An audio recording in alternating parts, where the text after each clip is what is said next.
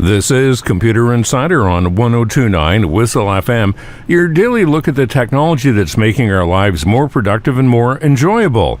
We look at everything from tips on getting the most out of your smartphone, to cutting the cord, to smart homes and the impact of technology on cars and appliances. I'm Bob Pritchard. Today on Computer Insider, we're going to talk about how to make sure you're getting the most from your Wi-Fi at home. For the vast majority of us, our Wi-Fi originates in the router that the cable company supplies when we order our internet service.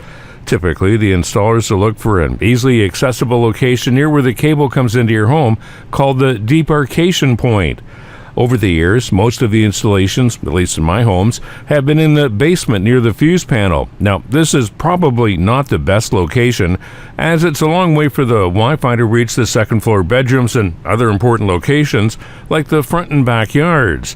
When I moved here to Stouffville, I had the cable company install the internet modem near the TV on the main floor. This greatly increased the signal strength in the master bedroom and backyard, but not so much in the front yard. To resolve the problem, we purchased a third-party high-end router, which has really increased both the reach and speed of our Wi-Fi at home. If you have areas that you need to get a better signal into, you can add a Wi-Fi extender, or perhaps a better solution would be to purchase a hydro adapter, which will let you move your network around the house using your power lines.